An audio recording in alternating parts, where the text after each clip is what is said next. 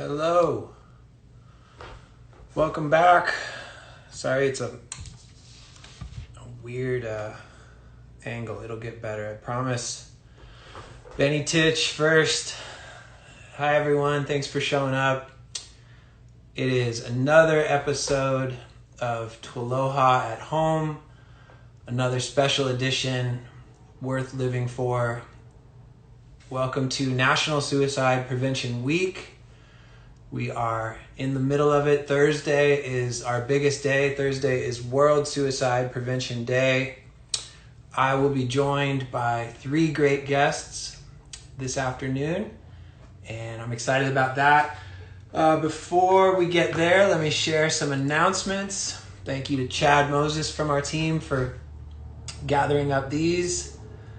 So let me fly through some announcements, and then we will bring on our first of 3 guests. Let's see, I have a caption to pin first. Sorry, I always joke, this is the hardest part of my gig. Learn more. How are you guys? Where are you guys? Where in the world? What time is it? How are you doing? How was your weekend? It's not just me talking. We love hearing from you. Sorry, just gotta do this.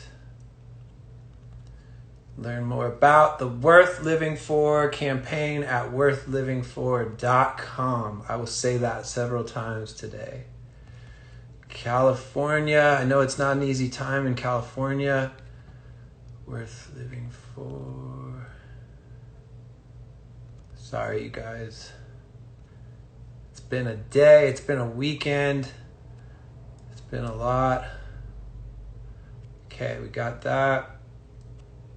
Pin the comment. Did it.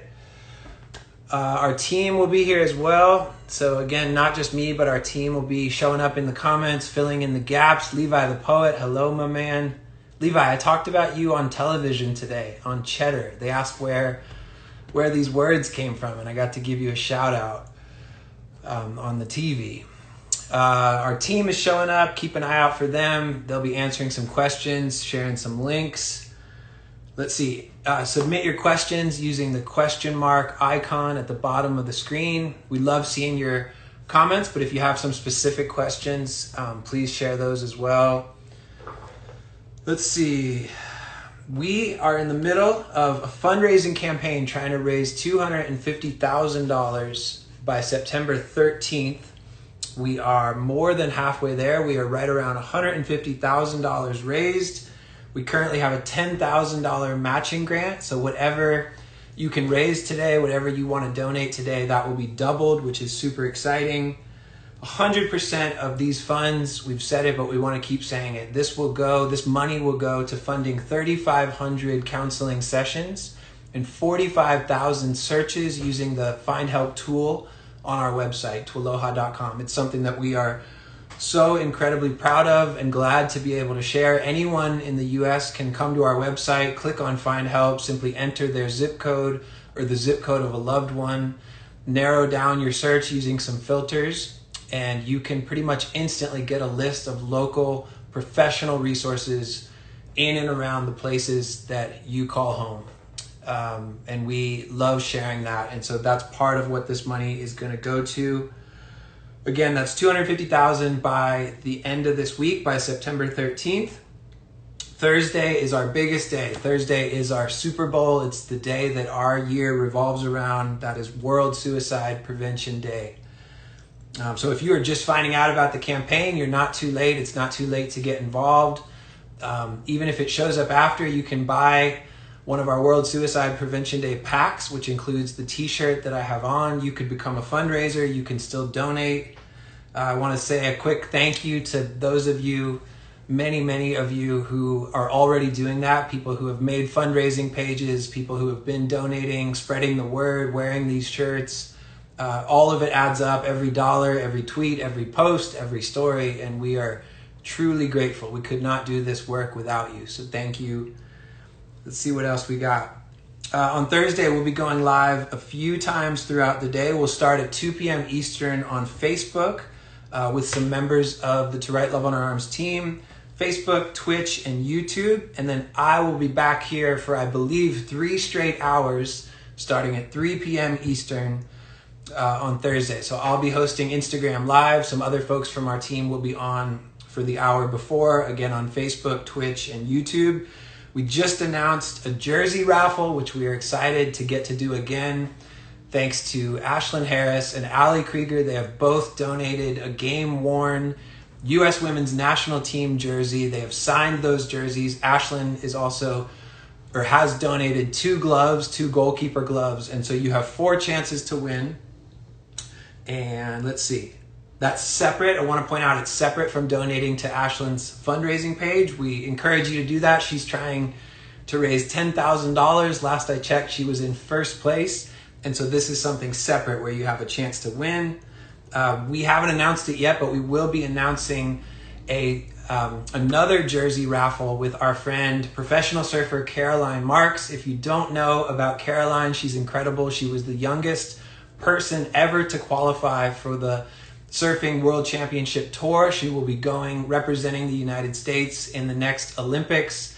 She's from Florida. We actually grew up on the same street a bunch of years apart, but that's a fun fact. She lives in California now. So Caroline has donated a signed jersey, a signature watch made by Freestyle, and a traction pad made by FCS. And so we will be sharing that later today or tomorrow. And let's see, Said the Sky, who is one of our guests today, has released a new song called Worth Living For, out today. You can find that wherever you stream music, wherever you download music, and the proceeds go to us, to Write Love on Our Arms for this campaign. And with that, I am going to bring on Aundre. Let's see here. Let's see. Okay. Hey. Hey, what's up? How you doing? Nice to meet you. Hey, man. It's good to meet you, too. I never know how close to be. I feel like I'm a little too close. I don't either. Wait, will you say, did I say your name right? Right when you let me on is when you said it, so I didn't actually hear it. That's perfect. How about, will you say your first and last name for me? Yeah. Hey, I'm Aundre Larrow, and you are Jamie, and I don't know how to say your last name either. Tworkowski. It's a lot of letters. Okay. Awesome. Hey, it's great to meet you. Thank you for joining us. Yeah. Are you in Brooklyn right now? I am, but you're talking about Florida. I am also from Florida. I grew up in Fort Lauderdale. Dude, that's awesome. I'm actually moving back to Florida. Yeah? This is my first public announcement of it, but yeah, it's a weird year, as you know, and I'm gonna go surfing and hang out with my family. Yeah. No, you should. I haven't been back home in a while, but maybe at the end of the year. Yeah, nice. Yeah. How long have you been in Brooklyn? Since 2014, January 7th. Dude, that is a precise answer. Yeah, I remember my like first landing in New York, I just like hurt my knee, and it was the first time I saw snow. It was a long day. Yeah. But man. Speaking of that, before I forget, I think we've been in the same place one time. Where was it? When I was in high school, Okay. I was going to Church by the Glades. We went to a Switchfoot show at FAU, and I think that was the first show that you guys had the shirts. Dude, I think that was the first show the shirts were ever worn. I'm pretty sure. Almost 100%. Historic. That's was March wild. 30th, 2006. Does that ring a bell? Yeah, so I was definitely there. I know where we were. I remember that show, and that was 2006. I just turned 29, so I was probably still a freshman. I was 14 or 15. Dude, that was a historic night. That's a big part of our story. That's amazing. Yeah. I love that. The couple people from our team are excited about that news. Yeah, I've been to a lot of Switchfoot shows, and that was not just any old Switchfoot show. Hey, Lindsay. Shout out to Lindsay for making this all happen. Oh, Lindsay's awesome. Yeah. And actually, that's a good, honest question. How did we connect? How did this happen? Oh, so I think Indira. Do you know Indira Rojas? She's on your on your executive board or something. Board of directors. Yeah. She works. She has this biannually publication called Anxie about mental health, and so I forget how we connected, but I photographed one story for her, and then I photographed Karamo from Queer Eye. And then from then, we kind of met a couple times. I was on a panel they did in New York about it. And then now I just see her every once in a while. So I think I just commented once that I think when she announced that she was on the board of directors, I was like, oh, no way. This is something that I thought was cool at that point and then really appreciated later. And I think Lindsay or someone saw it and then like kept it in a capsule. And then Yeah. a while later, You're like, reached out. I've been on it since the beginning, March 30th, 2006. No, I don't remember all that. I don't remember the exact day, but I can tell you there was something I applied for in college, and it was like some sort of web design thing. And I was Okay. actually talking about how I thought the y'all's Tumblr use for Here We Collide was really cool. So it's definitely um, something that I remember very clearly. So this is a Yeah. cool moment for me. Thanks for having me Dude, on. that's awesome. So for people that are new to your work, how I know obviously you're a photographer, but could you explain a little bit about the work you do and what life looks like now?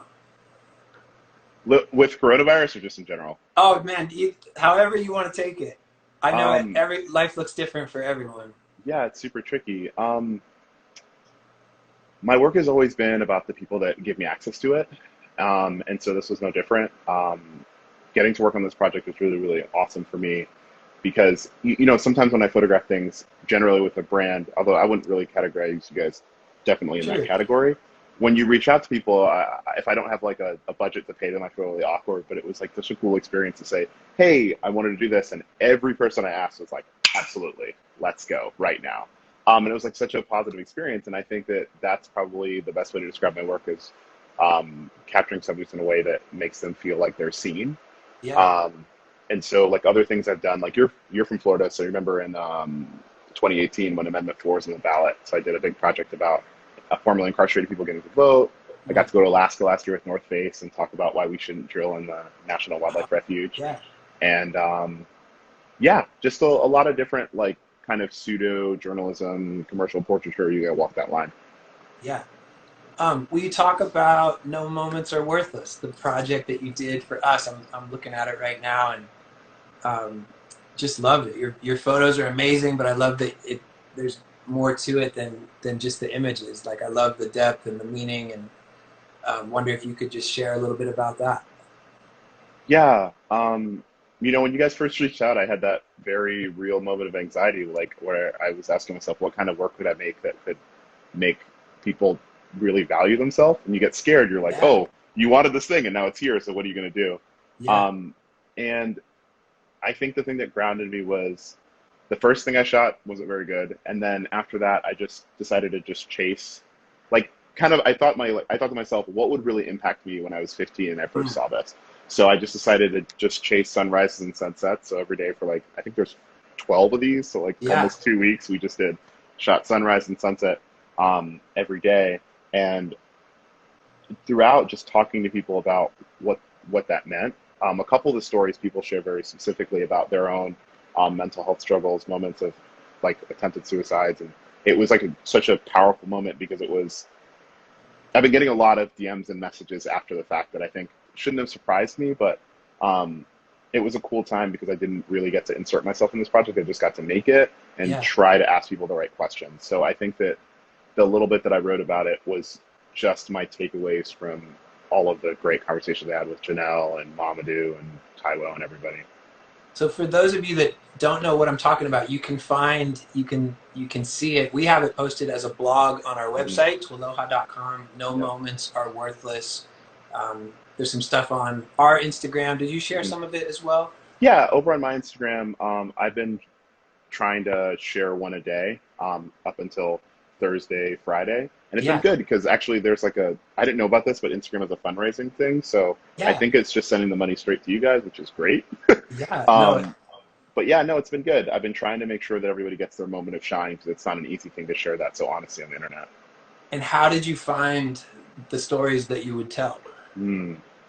So I actually tried to reach out to folks that I'd worked with before, but on commercial projects. 'Cause I thought it would be Mm, kind of interesting to capture people that maybe I'd worked on like a Lululemon campaign or some other like capitalistic thing with, and just say like, yeah, "Hey, I'm working on this project. Are you interested?" And then just kind of allowed people to opt in. I shared it a couple times on social, but usually what I did is I just reached out to a couple people, like 4 or 5 folks, waited, and then reached out to some more people, and I was just trying to make sure that um, I had a full swath of people. It was important to me that heights, weights, genders, Yeah, ethnicities, like yeah. everything was available because I mean, you and I don't know who's going to see this, and I hope that Sure. everyone that does, And it's you did it all in New York, I'm guessing. yeah. Yeah. Which is I mean, normally I would get to do more, but that was actually a big concern, making sure that we got everybody tested and everyone is spaced out properly. Yeah. Um, Well, and obviously, I don't mean that in a small way because there's New York has so much to offer. Obviously, people and settings, and um, yeah. And then I know it's a unique year where people aren't just hopping yeah, on planes and life yeah. doesn't look the way it did a year ago. Um, if it's cool, maybe we switch gears. And I've been trying to I've hosted a bunch of these this year Mhm. in recent months, and love asking people what's been working, what's hard, what's been hard as it relates to mental health, as it relates to self care. Because I think as much as our years and our days within this year look a little different, there's a lot that we can connect on and relate to. And so I wonder, just kind of through the lens of mental health, self care, what recent months have been like for you. I know we're not just navigating a pandemic. There's more that is heavy. There's more that's going on. There's more that's happening. And so, whatever you feel comfortable sharing, I wonder Mm. what maybe some of the highs and the lows have been. There's a really excellent photographer in Seattle. His name's Miran. He had a tweet after Chadwick Boseman died that just said, at the rate that Black people I know are dying, I almost feel a survivor's guilt for Mm, for everything working kind of okay for me. And when he said it, it really, really hit me. Like, I think that like very often the way that we are socialized, it's very normal for um, men or male passing folks to express their emotions primarily through anger. mm, And you know what we're seeing in America is, especially as a black person and a man, it can be very dangerous to express any anger. mm. And so that has led to like a kind of an even more increased anxiety because maybe the formerly socially acceptable forms or outlets to let those out are either cut off because of coronavirus or like could potentially get you hurt or endangered. Sure, sure. Um, and so it's been a really tricky time. I always kind of pick my apartment so that I can get into the city quickly because I'm a chronically late human being. But now choosing where I live to be so populated can make every trip outside be very Mm, anxious. mm. You're dodging people and you're trying to figure out when and where you can find space.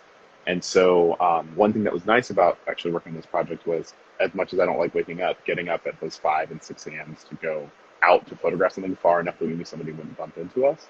And those kind of gave some good moments. And Oh, right. that's Um, okay.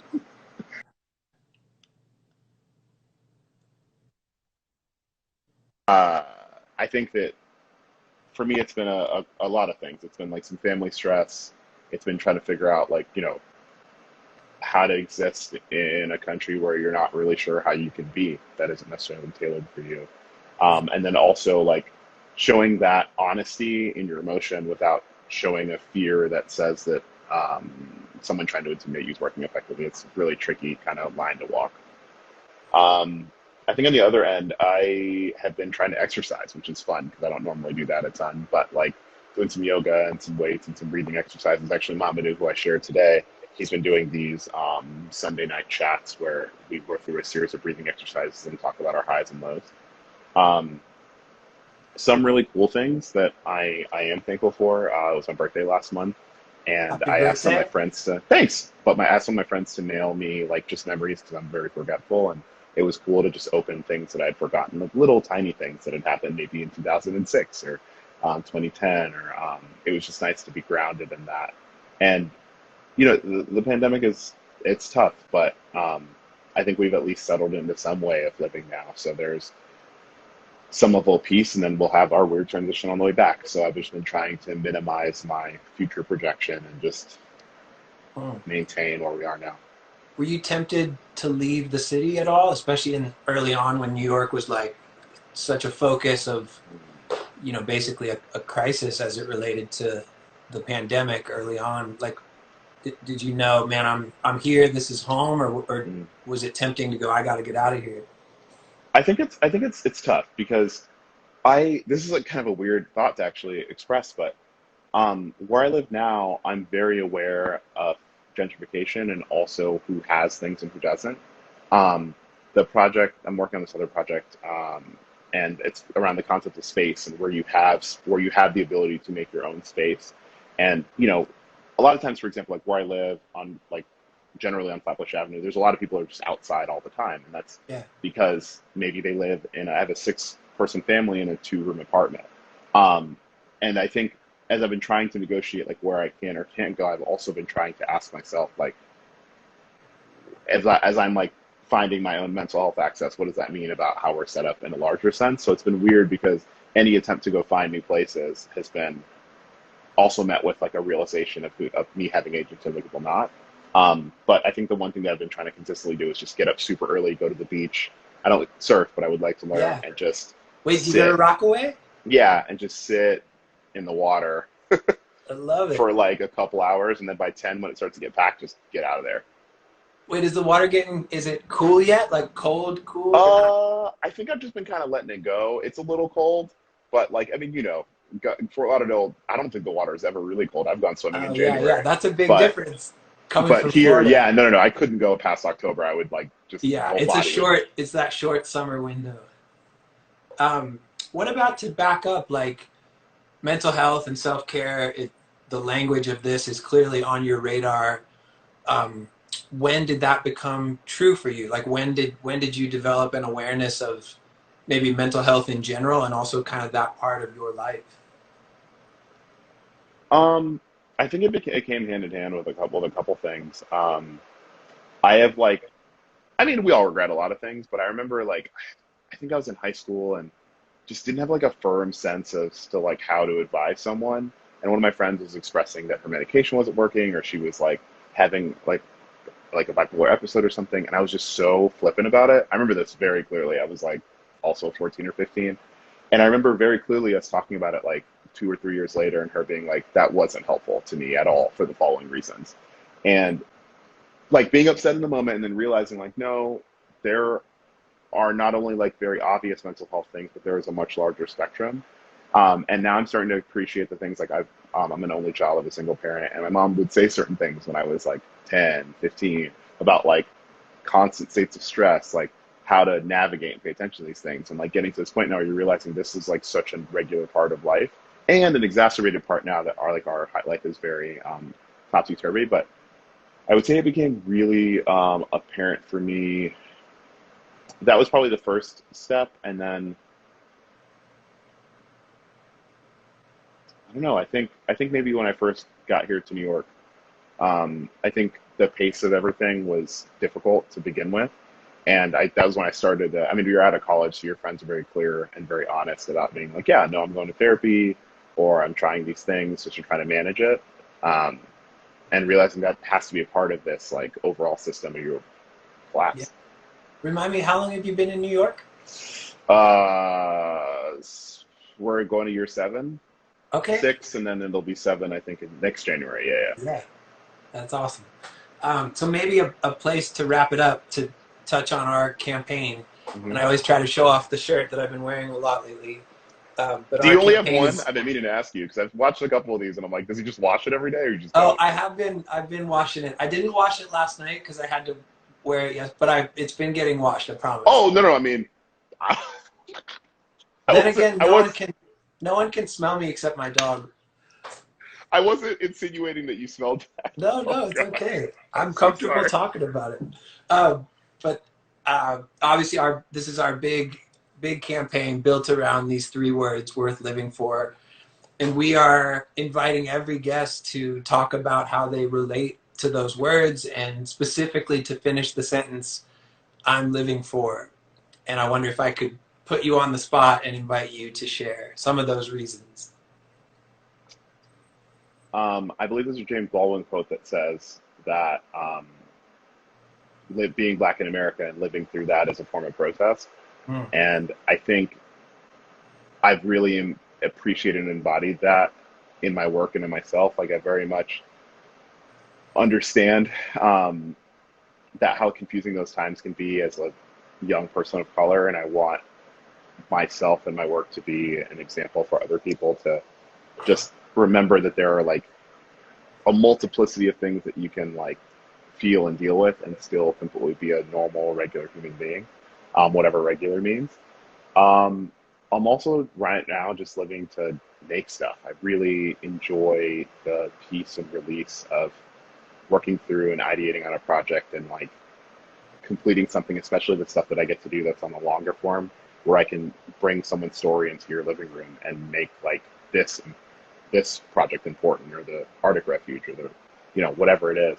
And then I think right now, honestly, just for the people that I care about, figuring out ways to honor them. We've all been getting very creative during coronavirus time.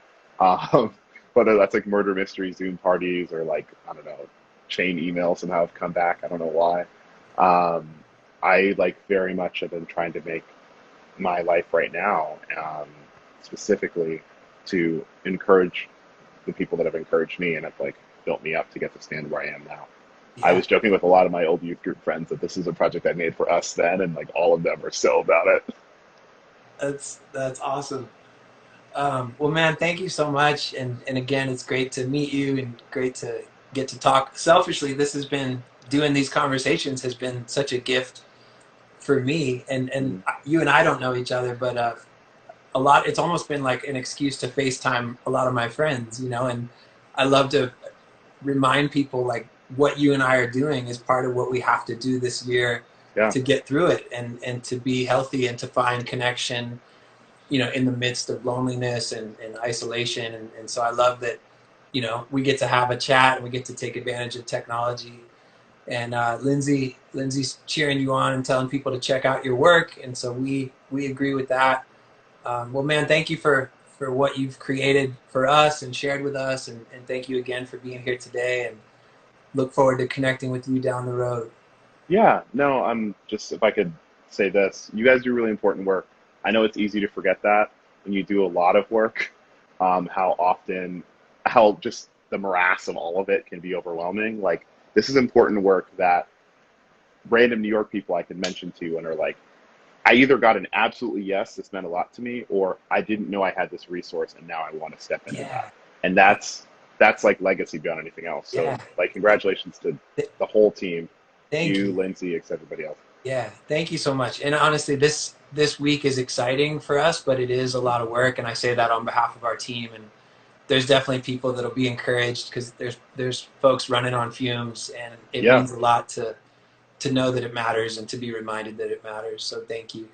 Yeah, thanks, man. I'll talk to you later. Enjoy Bye. the rest Thank you, of your everybody. day. Thanks, Aundre. All right, you guys follow him. Lindsay shared his handle, and I'm sure our team will do that as well. We're going to bring on Said the Sky. Thank you again to Aundre. Hey. Hello. Am I allowed to say Trevor? You're allowed to say, please. I wasn't sure if it was top secret. No, not at all. Not at all. So, Trevor Christensen. Yes. Is that nice to meet you, Jamie? Hey. Finally. And are you, where are you right now? I'm in Denver. Okay. Yeah. And you were born in Colorado. I was. Yeah, these are things I've read on the internet. Nice. Perfect. All true. Yeah. Wait, did you ever move away, or did you come back? Or I spent almost a year in Boston for school. But that's it. My baby sister, who's not a baby anymore, lives in Northborough. It's just outside of Boston. Oh, okay. Got it. Yeah, I don't think I was there long enough to learn anything other than like Boston, Charleston River, wherever I was. Yeah. So you went, very small space. You went there for school and then back to Denver. Yep. Okay. Yeah. And then how or when did we end up on your radar? This was actually, I think the conversation got started through a Twitter post. It was either a Twitter or an Instagram post, but I was wearing one of your hoodies that my manager had actually gotten me. at one of my shows, and I think Chad found it and reached Yeah. out. Was like, "Yo, what's going on? This is cool." And I was like, "No, this is super cool." Yeah, yeah, And yeah. yeah, it's kind of went from there. Dude, Chad is awesome. Chad is a thorough man. He is watching right now. Nice, yeah. Chad's the man. He's He great. wears so many hats and connects with so many people. He's also probably had, I'm trying to figure out how to word this, but Chad's been our road guy for years and years now. Like every summer, gone for months, just lives it, loves it, festival after festival. And so he's been off the road like, like a lot of people that you know. Right. And so I know it's been a challenge because he misses shows and festivals Yeah. and connecting with people. Wow. Yeah, I bet. And I know for you working with us, this is not, talking about mental health, caring about mental health is not new for you. And so I wonder when and how did this become important to you? So it's so interesting because for me, like I would say I'm still learning with like so many people that I've talked to about this. I'm still learning so much about all of these issues. I just think I've always been, I don't know, just a naturally fairly happy person. And so this is actually really interesting. When I was much younger, I actually never really fully understood like what a lot of, I don't know, like what a lot of people went through. It wasn't until there was actually a show that I was playing where I had like my first panic attack where I freaked out. And it was funny because it wasn't like, looking back at it, this show was a very small show. I could have probably thrown up on the CDJs, like passed out, gotten dragged off the stage, and my career would probably be around where it's at right now. Like, it really didn't have that much effect. It was a very small show I was playing. And I knew that then, too. That's what was weird about it. And I think that's when I knew that these issues are way crazier than, like, just, like, nobody can decide whether or not this isn't a choice. Like, this is all just, it happens. Yeah. It's just so quickly, so.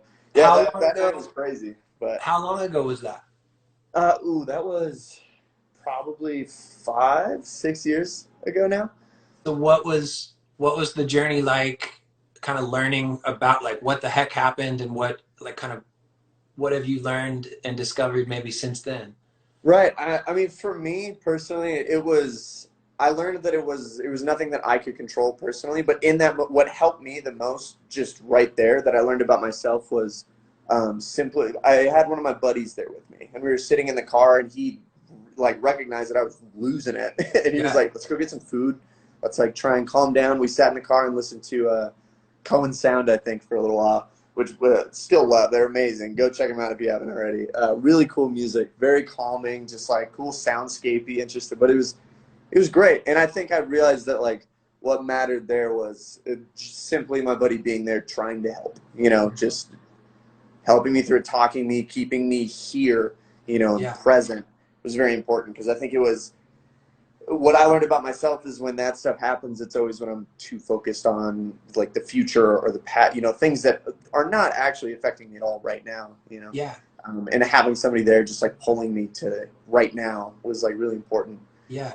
What made you want to speak up about it? Because it's one thing to feel safe talking to a friend, but to choose to use your platform and to go public and say, "Hey, this is important. I want to be a part of the solution." How did that come about? I think that probably came from, I mean, talking to Chad, definitely, because I've known about you guys forever. I think you guys are awesome. The things that you guys do is great. So the second there was even an opportunity of helping out or being involved, I was like, absolutely, I'll do whatever I can to help. But beyond that too, I have other friends that have gone through a lot of this stuff on their own as well, and like learning about it through them. It's been crazy, I don't know. I think I'm like I said, I'm still learning so much about all this, so I'm still processing most of this, and trying to figure out how I can be the best friend to those friends of mine who are going through these things, and learning from them, like what they would want to hear from me, if anything, or if they just want an ear, just somebody to sit there and listen, which most of the time I think is what, that's so huge. Somebody just to sit down and just be there for you, not tell you what they think, which I've done that so many times, when I like looking back at it, like all these conversations with my friends where they'll say some stuff and then I'll just be like, well, what if this and this, and I'll impose my 2 cents, And looking back, it's like they didn't need that at all. Yeah. That wasn't helping. I thought in the moment it was. It Sure. wasn't. That's not what they needed. You know, they just need an ear. They just needed so like learning things like that Yeah. and trying to be that person. I don't know. So no, that's good. So switching gears a little, and I don't know if you got to catch some of my conversation with Aundre, but been trying to Did ask everyone about this year because it's obviously such an unusual year. I'm sure for someone who does shows, especially, but through the lens of mental health and self-care, I wonder just what's been helpful for you this year, and maybe what's been really challenging for you this year. right.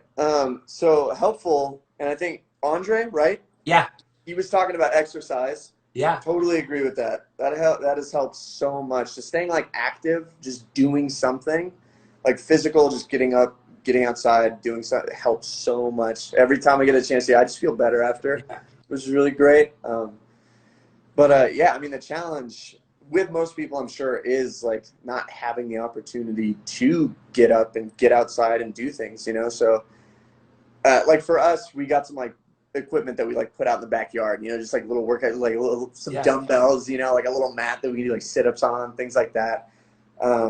That's like helped with getting outside and just doing something. Yeah. Know?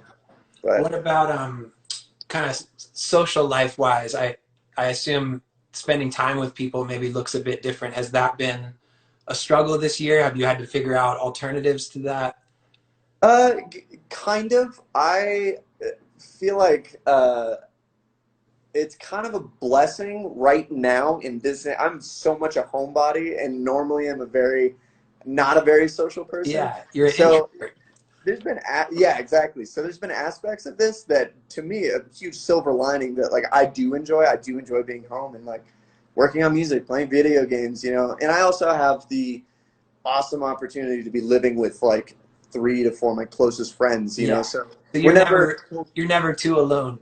exactly. We always have each other. We're always here for each other. Sometimes, I mean, we're in a confined space all the time, so you know we're running into like roommate issues where we'll Yeah, get a little like snappy towards each other every once in a while. But the next day we yeah, wake up and we're like, "What's up? Let's get some yeah, coffee." yeah, You yeah, know, it's back to another day. But yeah, yeah, yeah, it's been interesting. Yeah. yeah.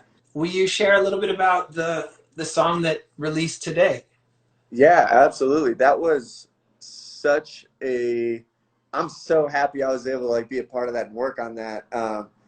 It was so cool how it came together because it was on a. We were actually talking with Chad, myself and my manager, and he had this idea. I think it started from him wanting just. It was like an audio clip for social media. Yeah, I think it's all just like a background, like some music for the background of like a post or yeah, yeah, something.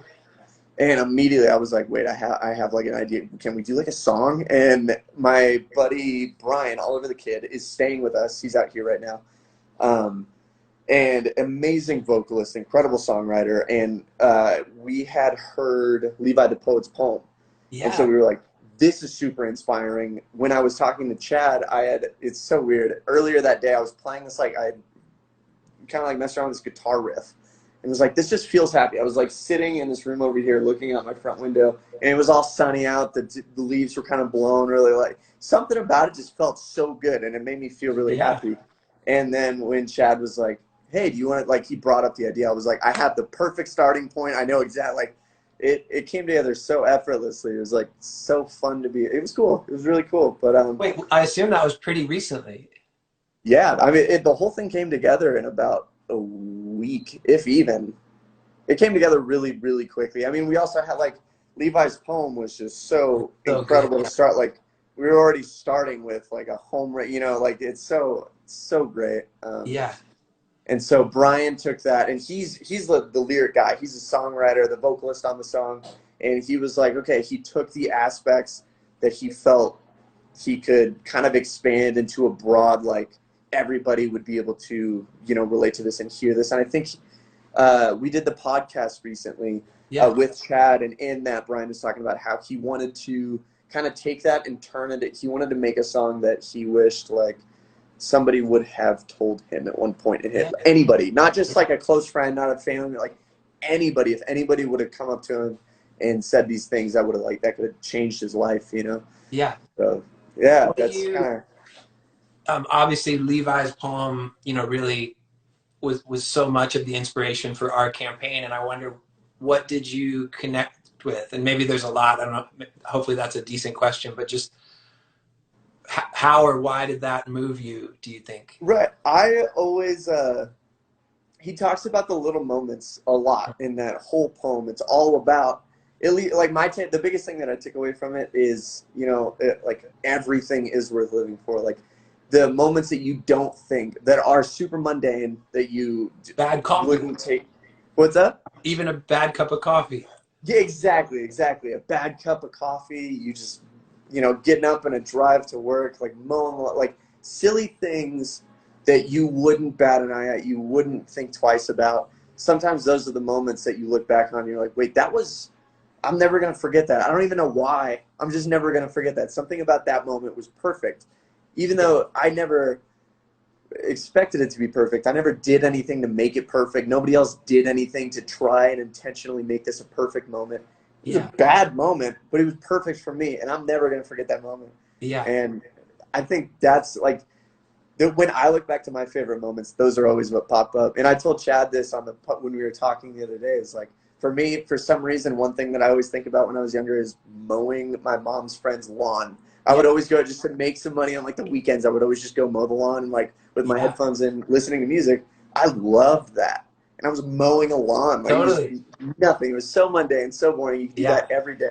Yeah. But it was great. I'm older than you, but I have all these memories of mowing a lawn and knowing what CD I was going to buy with the money from mowing that lawn. Oh, so, yeah. It's like, all right, I'm making $15 and I got to get this new CD. I can afford this CD after that. Right.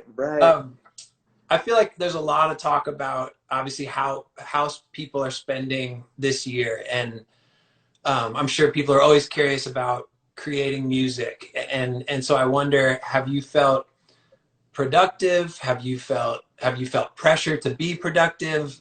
What has that process been like? I imagine maybe there's some days that feel different than others, but beyond this song that we touched on, kind of what the last few months have been like for you creatively.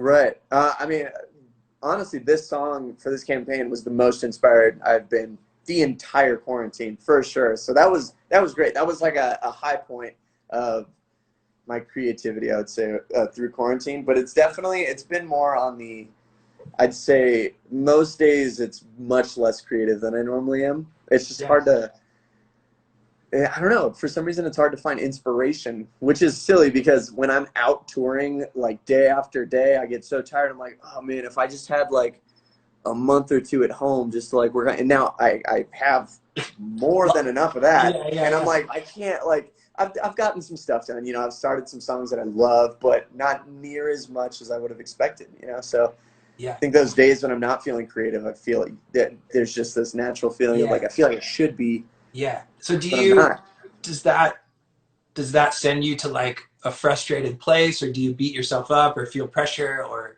I used to. I definitely used to. But this, I mean, I think I set myself up in a, I don't know, to react better through the past few years, because even without the quarantine, that's how I think being a creative, you're always going to experience. It's always a roller coaster of some days you're just, you're on it. You wake up, you start writing all the way until you go to sleep, and it's good work. You just feel great about it. Then literally the very next day you could wake up and be like, I have no idea what I want to do today with my time. Like, wait, do you know about the Enneagram? The have what? You heard of that? It's based on 9 personality types. It's a whole separate thing. I was just curious. It's becoming more and more popular. So I was curious if you knew what number you were. Oh, I don't know the number, but my manager, I think I took this test like a year or two ago. And I'm an adventurer, I think. Okay. I can't remember what the number is, though. Any Enneagram fans who are watching, they might have to help us out in the comments. Yeah. The adventurer. Wait, could that be a 7, you guys? I wonder. 7's like the enthusiast. This also, I could be potentially thinking of a totally different test. Yeah. But okay. it was definitely a personality-based Chad's test. a wise man. He said he would figure it out with you. Sweet. Perfect. Um, Perfect. well, hey, I wanted to wrap it up with the same way we closed it out with Aundre, and just kind of ask how you, and obviously your song is a good answer as well, but how you relate to the words "worth living for," and specifically if you might be willing to finish the sentence for us, "I'm living for."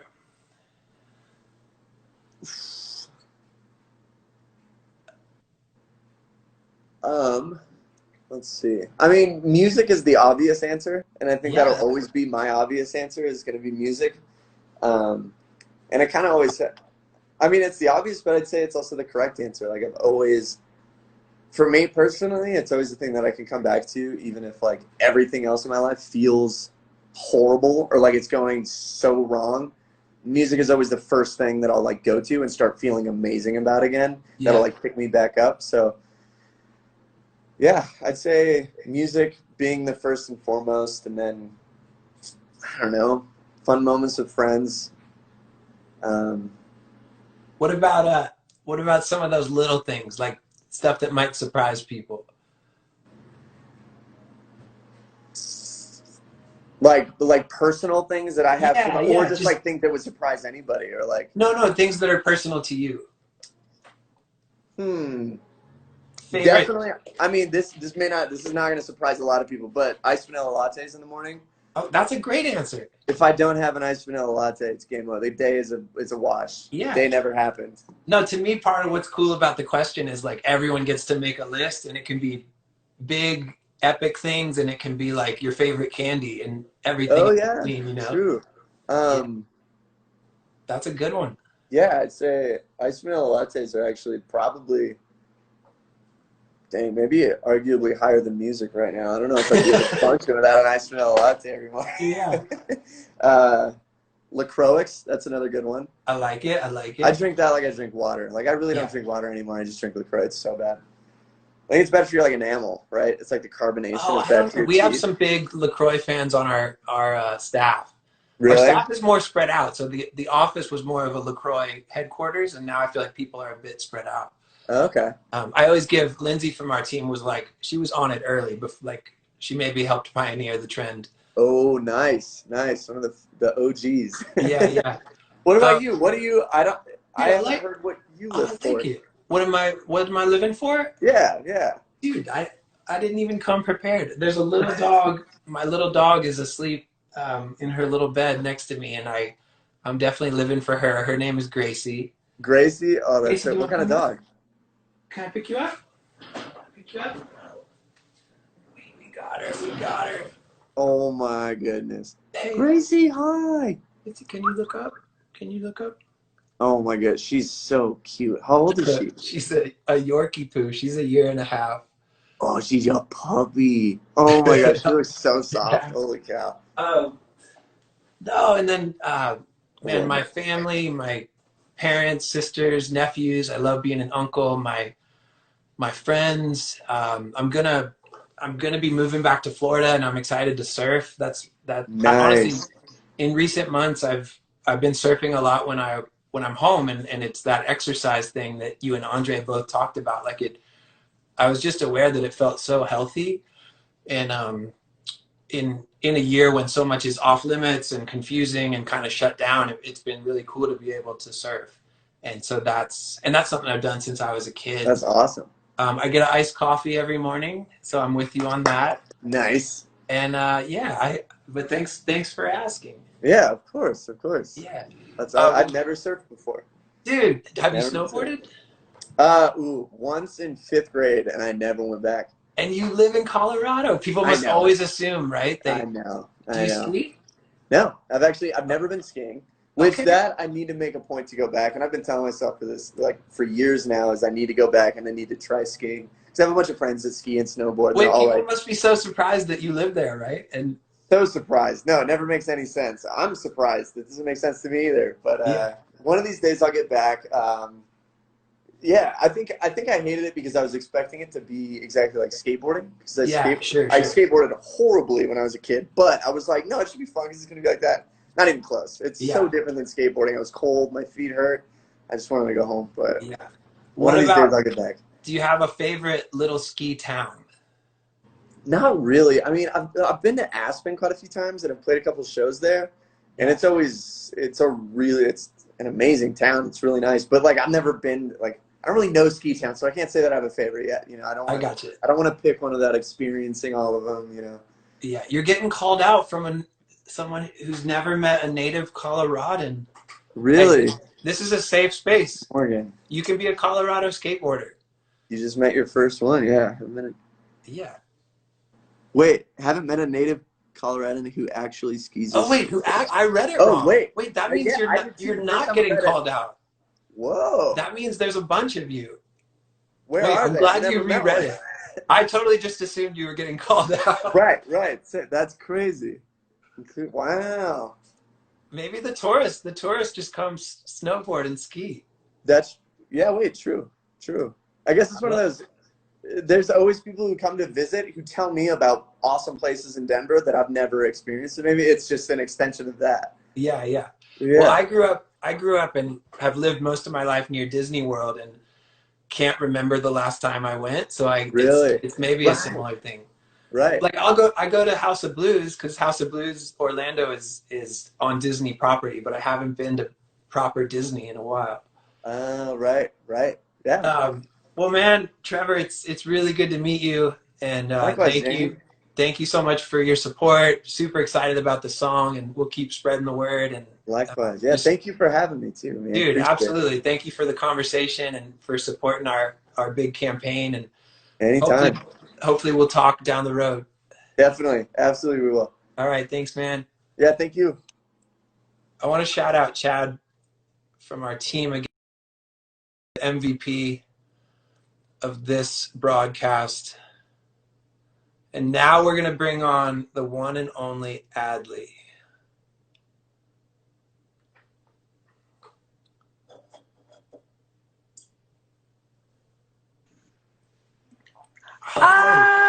What's going on? Hey, this is poor producing, but can we hang up and start over and then we won't run into the hour? Does that make sense? That's perfect. All right. Yeah, that's perfect. We're going to end and come back. All right. Bye. Hey, come here. Hello again. We're going to bring back Adley. Ben, how are you first every time? It's incredible. All right, we're going to bring Adley back any moment.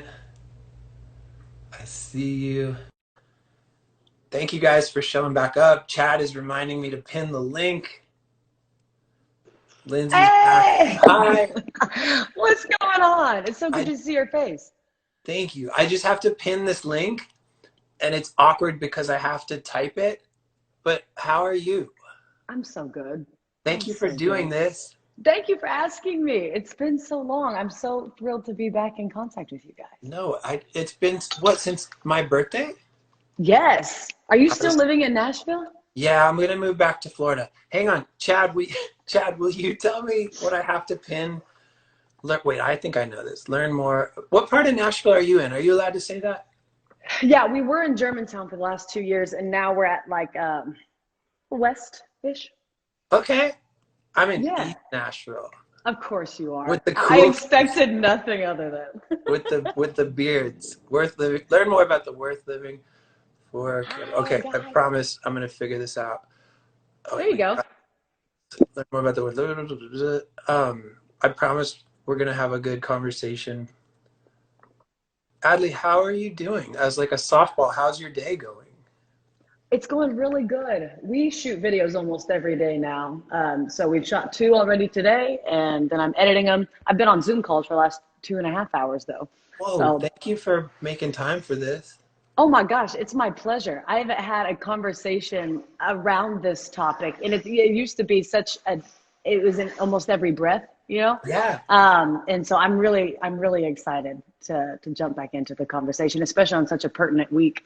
Yeah, well, I feel like maybe a cool place to start. I'm sure people will be surprised to know that you are. There's someone in your house. First off. Oh. Wait, that's great. Wait, did you just get it? Yes. Did it just come in the mail? Amazing. I'm putting it on right now. Amazing. Wait, you are a former To Write Love on Her Arms intern. Intern. And Best that's summer just, of my life. that's what, do your thing. If you need to put that on. Yes. Hold Oh, on. thank you. Ugh. I'm losing all the earbuds. Jessica is excited that your shirt showed up. Yes, perfect timing. All right. I mean, that is incredible that our paths crossed. And then when you led a U chapter, was that before your internship? We started developing U chapters while I was an intern. Yeah. Down in Florida. And so then we get to go back and implement it at Oklahoma State University. Yeah. While I was and then there. I remember I got to come speak there. Yes. It was amazing. And isn't it weird how you just look back at the puzzle pieces of your life and see these things only make sense in hindsight, right? You can't see the process and the plan as you're going through life. But looking back to U chapters, and I use this often as a part of my story, is U chapters where everybody's pretty nervous. And so people don't like talk back all the time. And so learning how to have these hard conversations, a lot of times, things surrounding, for some of my audience who's unfamiliar with To Write Love, with depression, addiction, self-injury, suicide, because my dad was struggling with alcoholism throughout that time. And to have these really vulnerable conversations, I think prepared me to do music and learn how to speak. A lot of times in music, the audience was not paying any attention, or they weren't giving me much back. Yeah. And now videos, talking to a camera, knowing there will be an audience on the other side. There's just not one there now. So I credit so much of the woman I try to be today to my time working with you guys. It was so influential in my life. So cool. So we'll bounce around if it's okay, but I wonder, Jess reminded me, and she loves to brag about like you doing open mic in Florida during your internship. And I wonder if you could take us back there, like just kind of what you thought life might look like back then. Yeah. Oh, so I always loved music, always loved it. And I don't think at the time I dared to dream that big that I could actually do this for a living. I was studying public relations, and I was going to go work in a cubicle doing marketing somewhere. But down there, you guys had some awesome open mics at Dog and Bone. Yeah. Is that right?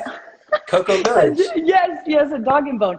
And I'd never really sang in front of an audience before, but it was just like karaoke or open mic night. And so I just was like, why not? I have nothing to lose. I know nobody in this bar, and I'm never going to see them again. Why not try it and just see how it makes me feel? And I really liked it. I was awful. I was so bad, but it made me feel good. And I used that as a way to express myself by creating music or art, whatever that was. Were the other interns, your roommates, were they a part of that process? Yeah, they would come. I think about half would come just because it was fun to get out and watch somebody humiliate themselves in front of a bunch of strangers. Who doesn't want to see that? But no, I wonder, so what did you kind of discover there that how the dots connect to where you are now? I remember shaking so bad. And when you put yourself in that position, one, I knew, okay, I'm never going to see these people again, but something in me wants to try this. So I'm just going to try it. There's no better time. And what do I have to lose? And I think then once I did it and I realized I felt good, I was like, that was probably pretty bad, but it felt good on the inside. Yeah. And I realized, okay, what is the worst thing that could happen? If I've already done it, I could probably do it again and I'd probably get a little bit better. Yeah. So I'm just going to keep doing it and I'm going to try to get better. And that mentality has carried with me of I would much rather try it and it not look like what I really thought it was going to look like than have the pain of regret of not having tried because I was too scared. Yeah. So I've botched plenty of auditions, like singing things that was all that happened was embarrassing for like a second and then you move on. Yeah. So why can't you keep doing that over and over again and keep trying new things? Yeah. Well, take us through, if you could like fast forward through. So you finish your internship, you go back to Oklahoma State, and what happens next? I think it was this next year where I auditioned for The Voice, and nobody really knew what this show was yet. It was American Idol was the only one at the time. And so it was a dare from my sorority sisters to go on this karaoke show. And I don't turn down a dare from anybody. So I was like, okay, naturally. I'd always loved music and wanted to go to Nashville. So it was a great excuse. And it was after an intramural game on a Friday night. I jumped in the car, drove 9 hours chugging energy drinks for an 8 a.m. audition. Oh my And God. I think my tone was just different than everybody else who wanted it so bad they couldn't see straight. They knew And they they were going to had be slept. a singer. And they had slept. I really rolled in there kind of like, I don't care about it. It was a dare. And so I just had a lot of fun with it because I was there to have fun. And long story short, I end up on the show and I made it on the blind audition stage. Blake and Christina turned around. I was Team Blake, and that made me sign a record deal. Yeah. Which was, they're crazy nowadays. But I signed that, moved to Nashville, and it started just writing deeper and performing deeper and expressing myself, my pain and my hope through music. And that's just been such a wonderful journey. About 2 years ago, not even 2 years ago, we got a really unique opportunity with Facebook to scratch that same entertainer itch, but without waiting for some suit behind a desk to give me permission and timing to be successful. And I realized I could have an idea, emotion, and instead of writing it on paper and then spending a bunch of money to produce, release, tour to support it, I could turn on a camera, act out that emotion or some iteration of it, and then put that out to the world immediately. And I could do that over and over and over again. And so we leaned into this opportunity with Facebook. And singing is always going to be a gift, a tool in the tool belt. Sure. But the path has become very different. But all of those are stepping stones. And this is going to be a stepping stone to whatever's next, Yeah. So I'm totally bouncing around. I hope that's okay. But oh yeah. And I know you mentioned your dad, I believe, but I wonder how and why and when does mental health show up on your radar? Why do you begin to care about it? Which is probably what I asked you at the beginning of your internship, which I love asking everyone, is just kind of, why are you here? How did you get here? Oh my gosh. So my dad was struggling with alcohol really, really bad. Like wake up at 4:30 in the morning and drink Listerine bad. And he wouldn't really talk to my mom about it, wouldn't talk to my brother about it, and he would talk to me. And so there was this level of empathy that I had, not to try to tell him to change or to try to even understand what he's going through, but just to listen. And so I started to do the research on my own of how can I be there to support this man in my life and the one who's given me everything. Who do I need to be for him when he's struggling the most? And so that's when I started really diving into To Write Love and this world of how do I put myself in somebody else's shoes when I don't feel or understand, and I'm angry at so much that's happening. And I'm angry at what it's doing to me, at what it's doing to my family, at the fact that he's basically having a slow death right in front of our eyes. And I needed to learn how to become mentally tough and protect myself and my family and be this conduit between what he's thinking and feeling and this person for my family. And so started just really leaning into that, and through my education, by working with you guys, I got just a wealth of more empathy, and just started wanting to lean more into storytelling, hearing other people's stories, and also telling my own story. And that's where music and content kind of has spawned from. But that was why the interest, of course, started for me. Wow, thank you for sharing that. I love asking each guest about this year, and obviously it's been such a strange, uncertain year for a lot of people. It's been a really hard year. It's clear that you're staying busy, and there's a lot with your work that's exciting and getting to create. But I wonder, kind of through the lens of mental health and self-care, what have been some of the highs and the lows? What has been good? What has been hard? We talk about this a lot. We're all subject to the human experience, right? Which is very fluid. I'm a firm believer that we're not supposed to be happy all of the time. People will ask me that a lot because I am a joyful person by nature, but I am not happy all of the time. You have to have the contrast. Just like the weather, you have to have the contrast for things to work and go around. I think our spirit and our experience is the same thing. And something that's been good has been on the impact that I hope that we're able to have with people. We went from averaging around 2 million viewers a week to now over 50 viewers per week because people are stuck at home and Wait, on their 50 million? phones. 50 million. Because I thought you said 50, and I was like, it's going the wrong way. Right. Yeah, it was about a month ago, it was 30 million a week, and now it's up to 50. Just as we try to create videos that they're not extravagant. They're things anybody can do in their house. You don't need anything fancy. You just need an imagination and good people around you. Yeah. And so they're just silly and it's fun, but it keeps hopefully people laughing when there's so much to cry about right now. And I started seeing that trending response.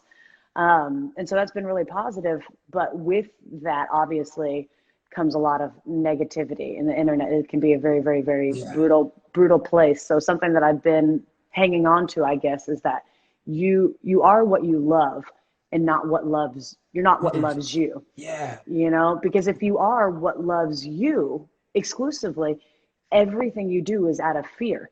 Before I go to post something, before I say something, what I say on the other end of the phone, if I'm always asking, will they like it? Will they approve of this? Is this for them?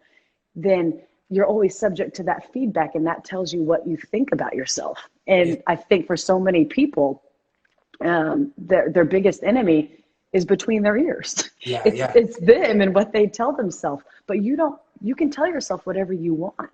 You know, like on days where I'm feeling the comments are getting to me and I'm feeling ugly and awful and unfunny and just like, I mean, the worst of the worst things that you could ever be told about yourself. I have to stop actively before I let that become cemented as truth and take a breath and say, all of these, this is probably fear-based, probably not rooted in reality.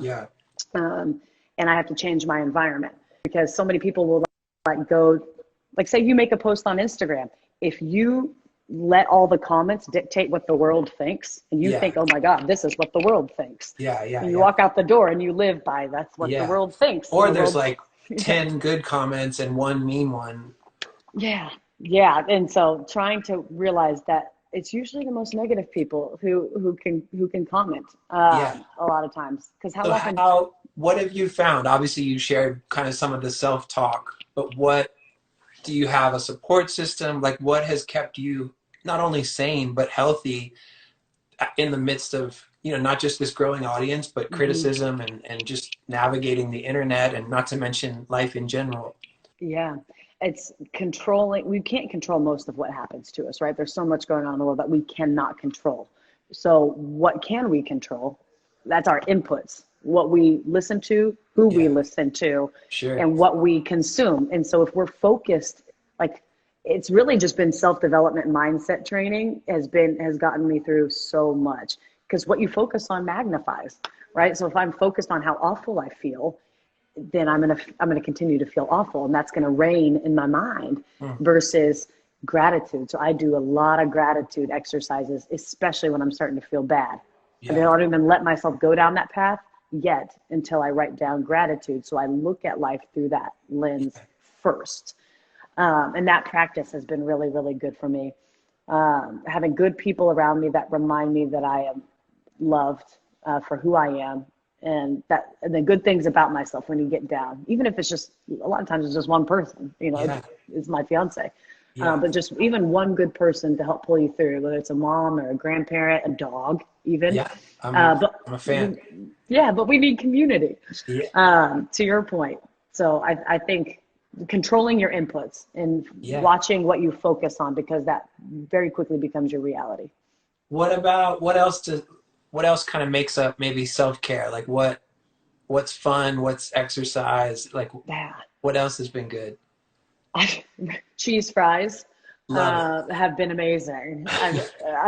So we're going to start implementing exercise next. There's a bike behind you. I did see the bike behind you. I told him to not buy that thing because I was not going to get on it.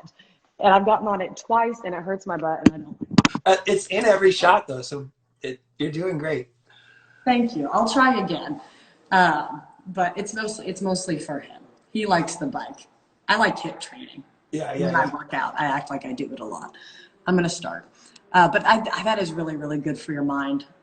Anytime I start to focus too much on one like tough emotion, I'm like, I gotta get out of here. I change the environment, go for a walk. Even though that's the last thing I feel like doing, I know that it helps and I know I feel better afterwards. So rather than just reeling on something that's gonna mess me up, change your environment. And a lot of time that's been really, really good for self-care. And it's coming up on prime walking time in Nashville. Yes. It's been really hot and now it's nice at night.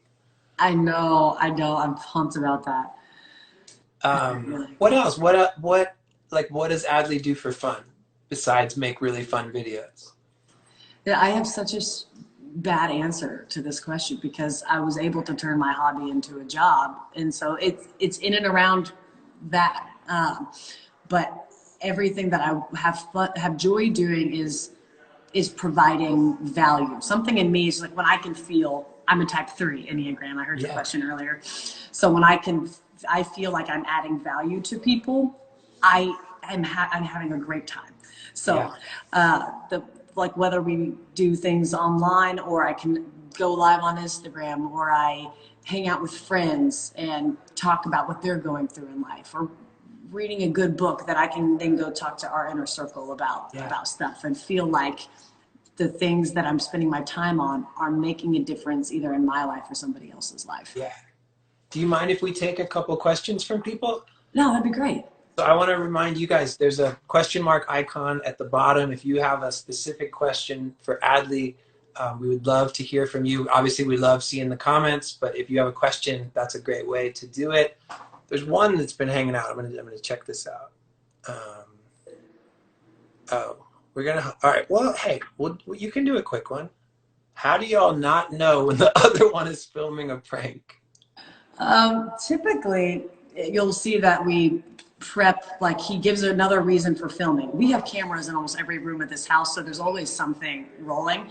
There's been a couple times where I've caught him, and I'm like, I'll roll with it. Because that is, we create content for ourselves and others for a living. So I just pray it's not too bad. But most of the time, we know each other well enough to know how to pull it off organically. Yeah. Oh, that's so good. All right, questions are rolling in. Thank you, guys. Here. All right. Do you still sing? Yeah. Oh, yeah, like all around the house, every day. Commercially, we're not still putting out new music right now. We're leaning into the current opportunity, which is creation for the internet, because as you know, most musicians, all my friends, can't tour right now. So as far as spending time making new music, that's not the focus, and we're just creating in a different way. But still sing for fun all the time. And I think we'll sing again one day when the time is right. I love that. Dun dun. Hang on. Some of these questions that I can just see popping up here are super funny.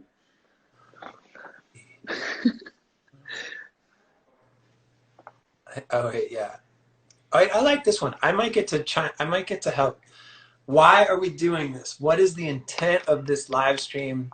Take it, Jamie. Topic of questions would you like to take? So we are doing this. First off, our paths crossed back when Adley was an intern with To Write Love on Her Arms, which is a nonprofit dedicated to helping people that are dealing with depression, addiction, self-injury, and suicide.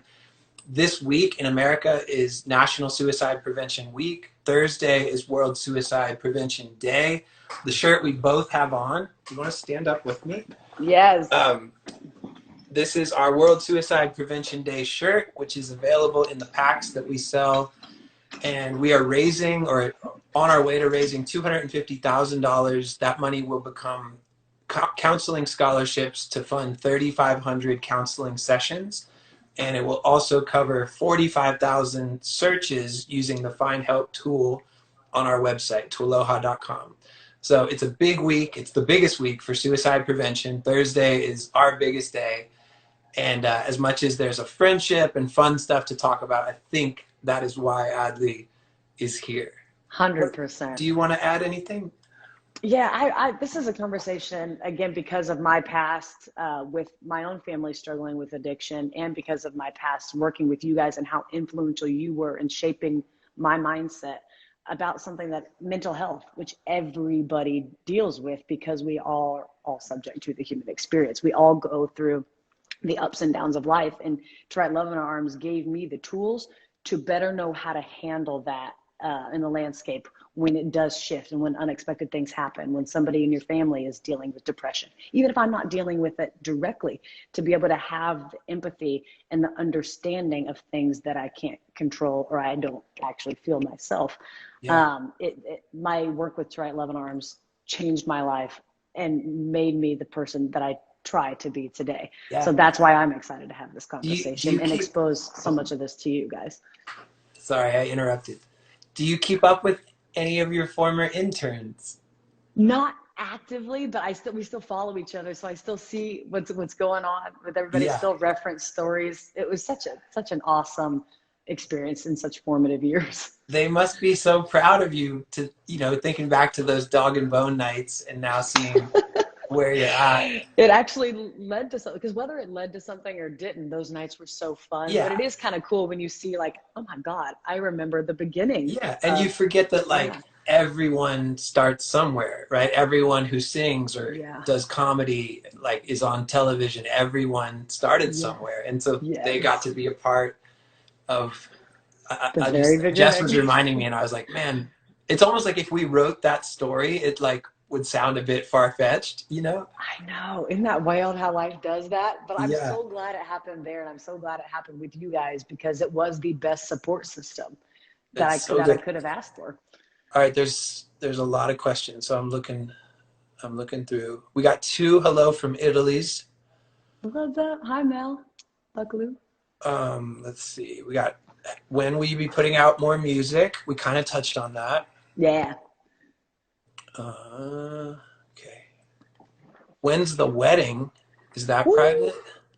Yeah. That happened. I just got off a Zoom call about that.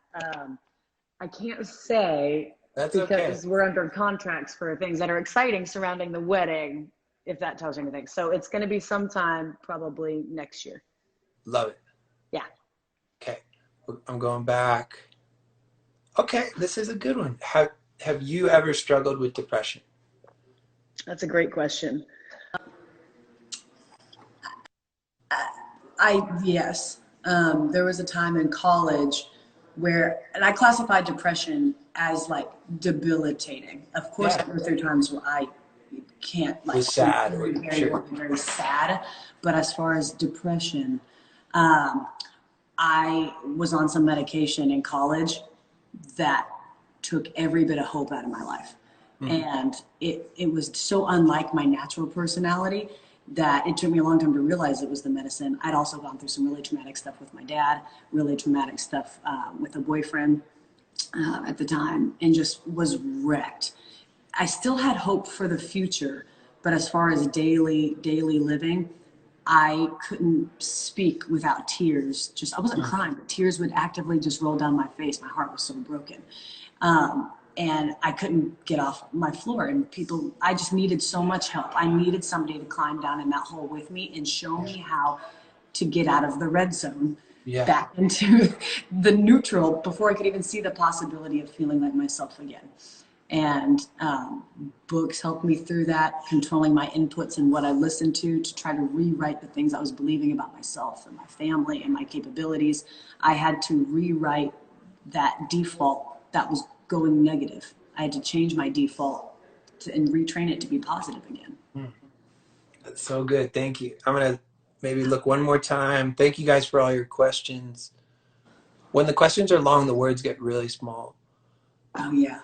Let's see. This is awesome. Oh, thank you guys. Narika. Wait, did you overlap with Narika or no? She was with me. She said, hello from a former intern. So proud of you. Yes, Narika, hello. And she's in Australia. It's always exciting. That was my best Australian accent right there. It's super fun and exciting when we get ones from far away. Yes, Narika, you were so much fun. Oh my gosh. I think about you eating ice cream is my favorite memory of you, because you did something funny with the way that you ate ice cream, and I don't remember what it is, but it's a vivid memory of you and ice cream in my mind. Yeah. And also Vegemite. I love it. How many years has it been since that internship?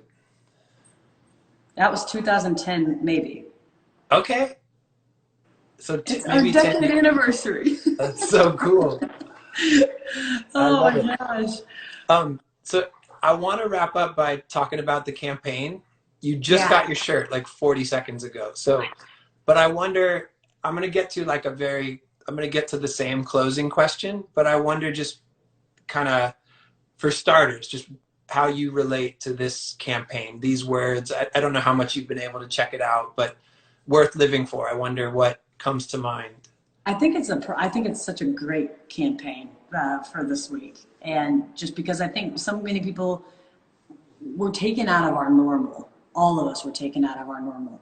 And I think it's made everybody reassess priorities and what actually matters and what we are actually living for. For so many people, it's been family, or it's been getting out of a really destructive situation, because that became very obvious. You couldn't distract yourself with work anymore. You can't distract yourself with concerts or just things that athletes, things what we put on a pedestal. All of that distraction is gone, and you were forced to sit with yourself in quarantine and those around you and figure out the state of your life.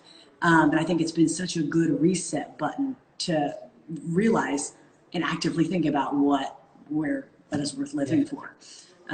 So that, I think, is just like brilliant scope of the campaign. I love it. And then I wonder if you could share kind of some of your list. So we've been asking people to finish the sentence, I'm living for. Oh, the journey for sure.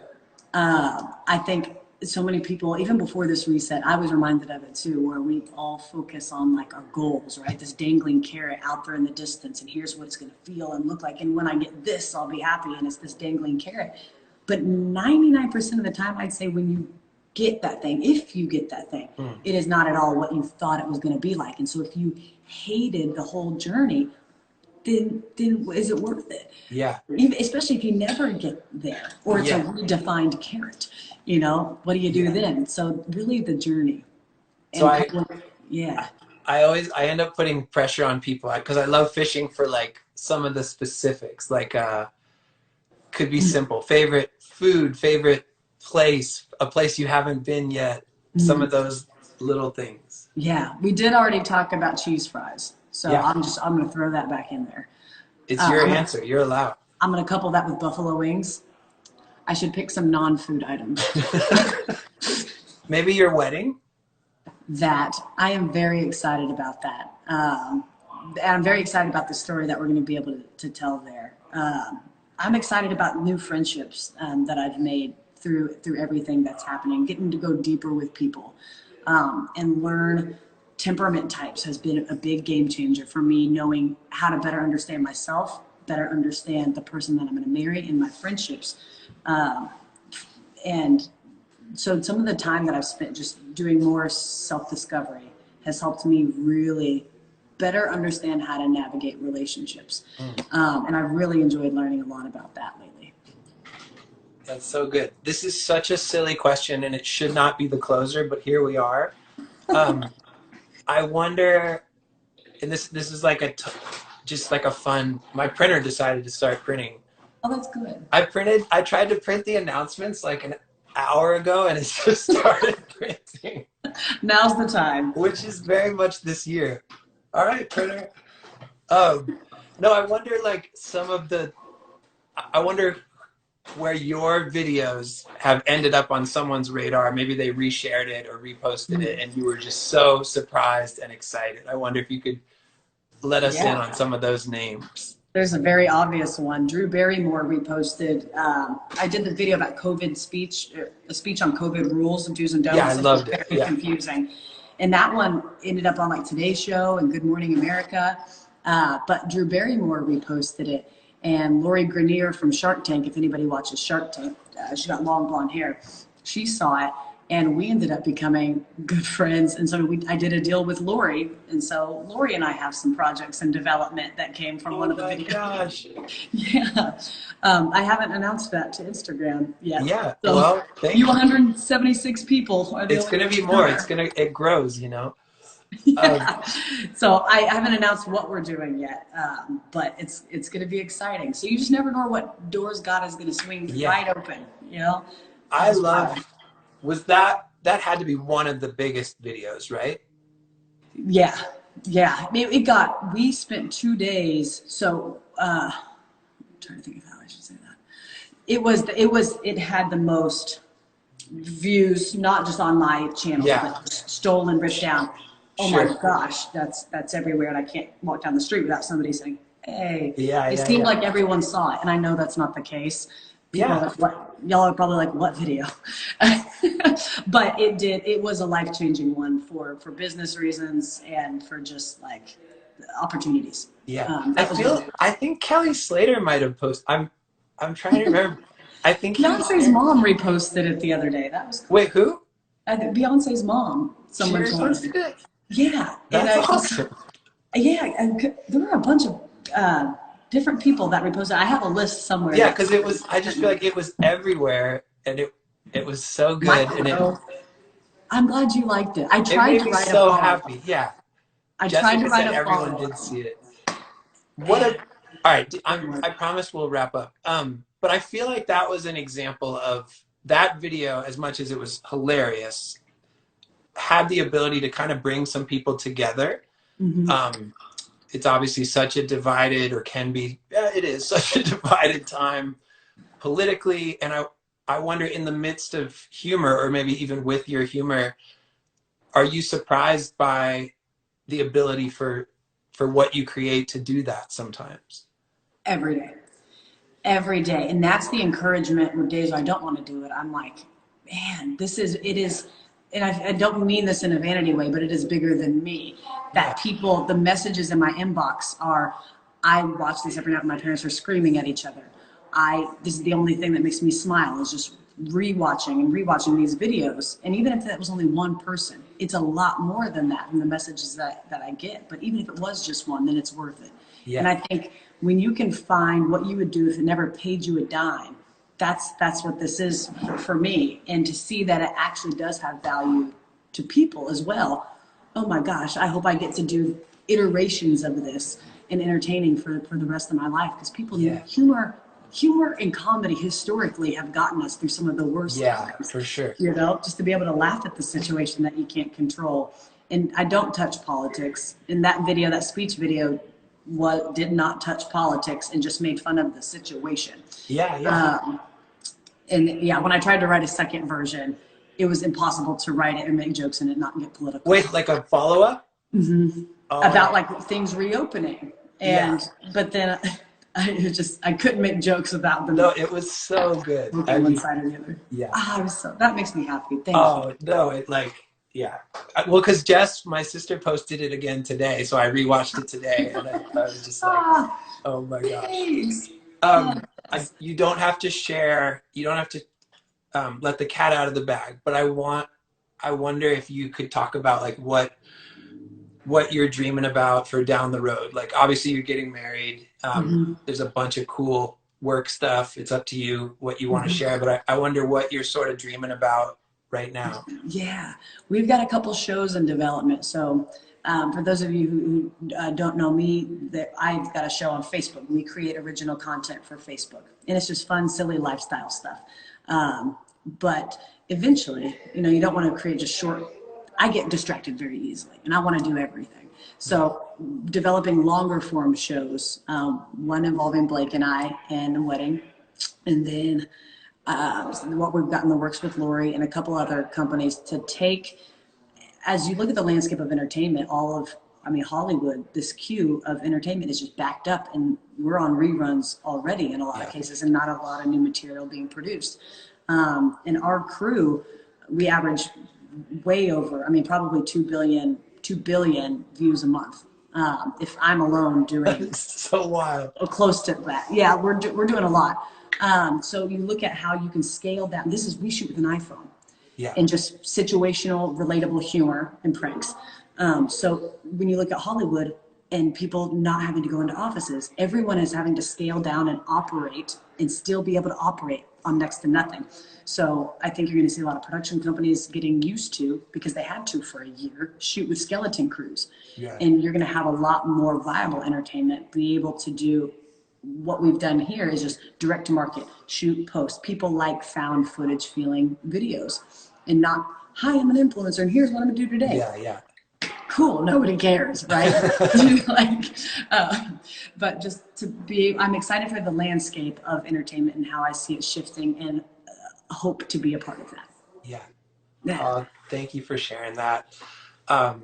We're so proud of you, and it's just, yeah, I love cheering you on and obviously laughing. Thank you for making all of us laugh and making us smile and think, and just love, you know, we're so proud of your connection to the organization. It's so fun, and my hope is that it's really fun for all of the former interns, that you're one of them. Oh, thank you. And I the feeling is so mutual that I just, this organization has such a huge part of my heart, because it was so formative for me and for my family. And I've watched how many lives you guys have changed and saved. And so you guys are doing such a special thing. So thank you for inviting me on and having this conversation. Oh, you're welcome. Well, if it's cool, we'll close it out together, if that's all right. Yeah. I just want to remind everyone, so we're in the middle of National Suicide Prevention Week. Thursday, September 10th, 2 days from now, is World Suicide Prevention Day. It's our biggest day. It's not too late to join the campaign. You can buy the t-shirt that Adley and I both have on. Again, it's our Worth Living For campaign. You can learn all about it at worthlivingfor.com. We're trying to raise $250,000 to fund counseling and treatment, specifically 3,500 individual counseling sessions and 45,000 searches using the Find Help tool on our website, TWLOHA.com. So again, worthlivingfor.com. Adley, thank you so much. So good to see you and to talk to you. Thank you, Jamie. It was my pleasure. Thank you guys for watching. Yeah, Go bye everyone. Bye.